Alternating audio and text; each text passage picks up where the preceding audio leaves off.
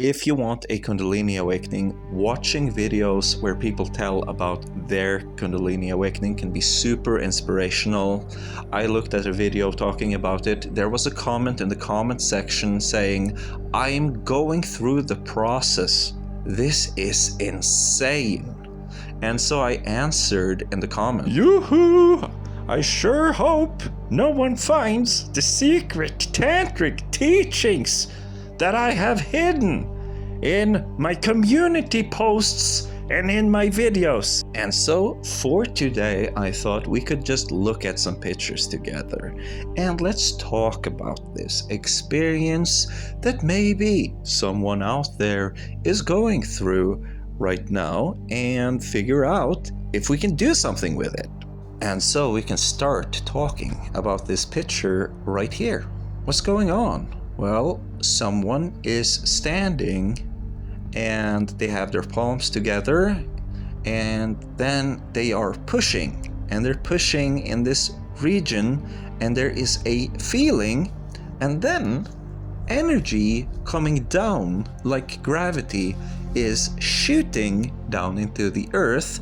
Meanwhile, the same opposing force which allows us to stand via our structure and our muscle and our body and posture is shooting upwards very, very powerfully.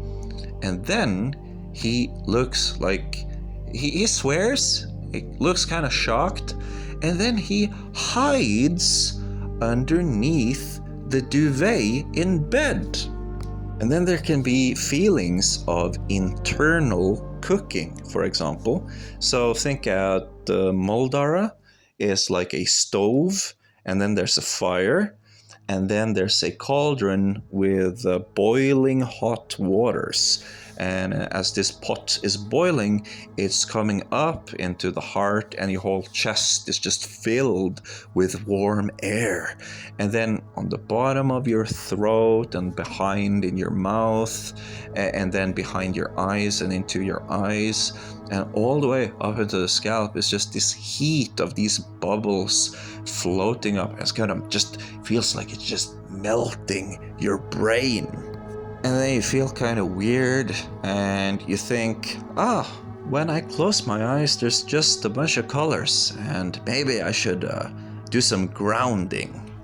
And then we have this picture, and it shows the two lower chakras, Muldara and Swadhisthana. And Muldara is kind of ignored. It's not somewhere the attention and awareness goes to as it should. And then the Swadhisthana is feeling as if it is kind of more inactive. So there's like lack of activity here where there otherwise would be awareness, because it starts here, something starts here, then it dissociates away from the breath and the heartbeat, and then it goes up into your shoulders and your arms, almost like a fight or flight mechanism. And then it goes up as paranoia, and you try to repress that paranoia. What is it we do then? And so through fear and stress, we kind of are guided to repression, trying to get away from it because it feels like a bad time. Now, if you're capable of it, I really, really recommend that if this happens to you, you engage with the practice. So what I have outlined here is, it says, if it is really strong, you will need to take a break from all distractions that are not the practice, including going to work. So you need to get your doctor on call and have him sign some kind of stuff so that you can take time off of work, because you're gonna have to go through some stuff if you had the same thing that I had. And so the question arises, what are some things that you could have done right now if you were going through it, in order to kind of alleviate a little bit and to ease yourself into it?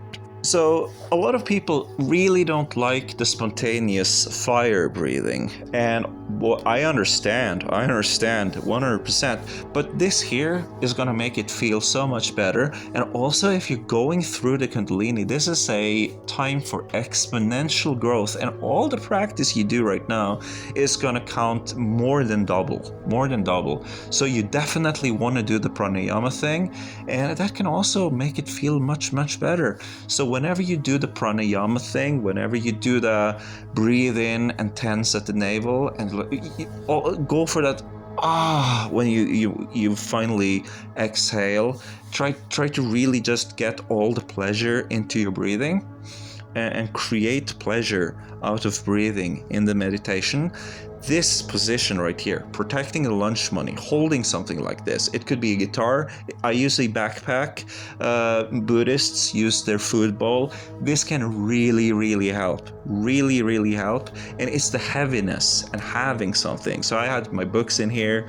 If you have your guitar, you have your guitar, right? But heaviness, it really helps. So this position here will really help you. If it's too small, try packing it into your duvet or something. Yogis use wet towels. This is a very good position. Contemplate the triangle of Shakti and the triangle of Shiva trying to meet, and then of course there's gonna be this feeling. Some say they feel like they're getting devoured. Some say that they feel like there's almost a snake inside of them. None of that is true, but it can feel like that, but it gets better. So you can start out with the serpent imagery of it being like this, but just know that what you're seeing here is not a good representation. It's just to kind of connect with you. And then from there, it improves with every breath, going in and out, whether it's those long breaths like in and then out, or if it's those fire breaths, like going in and out very quickly. So just try to focus on that energy that's more like a union. Or some people will say it's more sexual. I've felt that that's the good stuff. That's the energy. You start here, a little bit of fear. Oh, snakes, but then you want to move towards something more pleasant. I of course understand that when something is taking control of your breathing, that's your breathing. This position here, especially when the bag is a little bit heavy and you have something to hold on to, oh, it's so good. It really should be your first option if you're going into the pranayama thing. Now I have fantastic good weather. I'm gonna have to cut this video short. I can continue with this next time, but listen to this. There might be some insomnia. There might be colors. There might be kriyas, which is what I just talked about. There might be a lot of consciousness triggering sense experience, such as hearing, seeing, feeling, all the sense. Essentially, you're gonna have all the hallucinations. You risk that, and that's fine.